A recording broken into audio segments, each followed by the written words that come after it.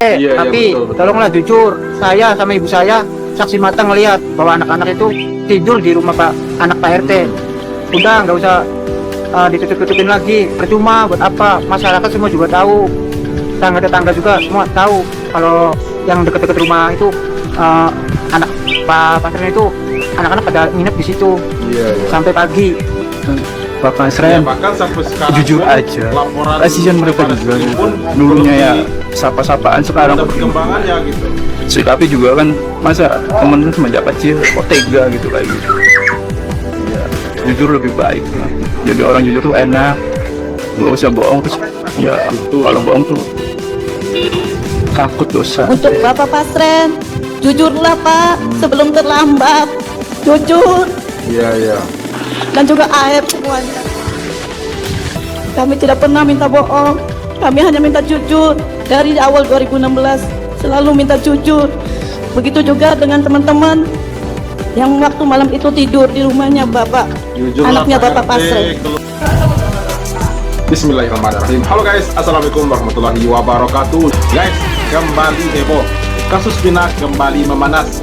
Berkat kekuatan netizen dan rakyat Cirebon, RT Pasren, Kavi, serta AF terus diburu dan dicari keberadaannya dan diminta untuk keluar untuk berkata jujur dan menyerahkan diri. Nah guys, inilah momen kebohongan RT Pasren dan anaknya Kavi serta AF dibongkar dan diburu netizen dan rakyat Cirebon. Nah guys, jangan di skip setiap videonya. Ini dia, let's go. Pemirsa, Ketua RW 10 Karya Bakti membongkar kesaksian palsu Abdul Pasren soal keberadaan terpidana kasus Vina. Abdul Pasren yang dianggap sebagai salah satu saksi kunci kasus pembunuhan Vina dan Eki diduga berbohong saat memberikan keterangan pada tahun 2016 silam ke polisi. Waduh, si tua bangka nggak takut mati ya. Ibno Arianto yang pada tahun 2016 menjabat Ketua RW 10 Karya Bakti Kota Cirebon memberi kesaksian saat keluarga para terpidana datang ke rumah Abdul Pasren yang saat itu menjabat sebagai RT. Sebuah percakapan terjadi yang intinya meminta agar Ketua RT Pasren berkata jujur sesuai fakta bahwa para terpidana kasus pembunuhan Vina saat itu tidur di rumah Pasren bersama salah satu anaknya. Ibno juga membantah jika keluarga terpidana menawarkan sejumlah uang kepada Ketua RT Abdul Pasren. Semuanya mau silaturahim ke rumahnya Pak RT Pak Pasren. Tujuannya ingin kejujuran Pak RT bahwa anak-anak tidur di rumahnya Pak RT Pak Pasren waktu itu. Saya menyimak omongan Pak Kasaman itu. Sementara itu foto-foto Abdul Pasren beredar di media sosial dan grup WhatsApp. Dalam foto yang beredar, Abdul Pasren berpose berada di tengah-tengah mengenakan peci antara anak dan istrinya. Saat ini Abdul Pasren menghilang dan tidak diketahui keberadaannya. Bahkan ia dicari oleh banyak pihak karena dianggap sebagai salah satu saksi kunci kasus pembunuhan Vina dan Eki. Pak RT, tapi tolonglah jujur, saya sama ibu saya saksi mata ngelihat bahwa anak-anak itu tidur di rumah anak Pak RT. Udah nggak usah ditutup-tutupin lagi, percuma buat apa, masyarakat semua juga tahu, tetangga-tetangga juga semua tahu kalau yang dekat-dekat rumah itu anak Pak Pasren itu anak-anak pada nginep di situ sampai pagi. Pak Pasren, bahkan sampai sekarang jujur aja, kasihan mereka juga. Dulunya ya sapa-sapaan, sekarang perkembangannya gitu. tapi juga kan masa temen semenjak kecil kok tega gitu kayak gitu. Ya, jujur lebih baik lah. Jadi orang jujur tuh enak, nggak usah bohong terus. Ya kalau bohong tuh takut dosa. Untuk Bapak Pasren, jujurlah Pak sebelum terlambat. Jujur. Iya. Dan juga AF semuanya. Kami tidak pernah minta bohong, kami hanya minta jujur. Dari awal 2016 selalu minta jujur. Begitu juga dengan teman-teman yang waktu malam itu tidur di rumahnya Bapak, anaknya Bapak Pasren. Itu aja. Seperti apa sih pernyataan Kavi itu, benar atau bohong? Ya kalau saya mah memang iya Kavi bohong. Itu bertolak belakang, sangat memang bertolak belakang. Itu Kavi sama terpidana ya anak sama bapak sama saja sampai 2016 itu sama pembohong gitu ya. Sama ya pas 2013 ya kita sampai bikin bantu bareng, mengambil foto-fotonya juga nggak ada. Kayak jalan-jalan bareng kemana ya, teman-teman teman dari kecil semua Sering jalan. Ya emang dibayar berapa? apalagi setiap minggu pasti jalan bareng itu. Oh, deket Itu banget. jalan-jalan Ya, bareng. pokoknya gitu. Jadi emang mereka yang dekat yang dari dulu. Pernah dekat, pernah dekat emang. Apalagi kopi sama Hadi itu emang dekat. CS lah lebih siap pasti. Untuk foto itu salah satu buktinya apa gimana? Iya, foto itu ya, foto ini salah satu buktinya. Siapa aja yang ada foto itu? Ya ini ada Kapi, dan Hadi, ini Jaya, Terus terus Eko, ini saya sendiri. Ini ada teman-teman saya juga, Reza, Akbar, sama Anto. foto itu tahun berapa tuh? Ini tahun 2013. Lalu Mas melihat Kavi yang seperti ini yang hantu yang bohong itu dengan sedih nggak? Kayak prihatin nggak? Sangat prihatin, pasti sangat prihatin tapi kayak gini. Makanya nggak nyangka aja sampai membuat kayak gini, sampai bohongnya kayak gini mah yang nggak pernah aja sih. Dan gini lah untuk pidana sekarang maksudnya. Maksudnya Terus ya gimana ya?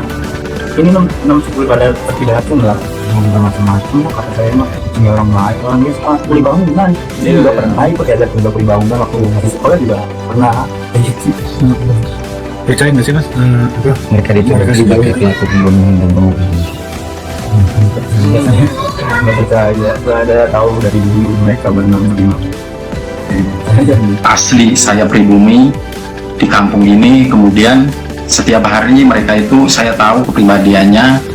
Bahkan yang tadi saya katakan Dirman, dia itu benar-benar anak yang taat, anak yang patuh. Setiap salat waktunya tepat, kemudian selalu berjamaah. Kemudian musola itu kebetulan posisinya di sebelah utara warung saya, Bu.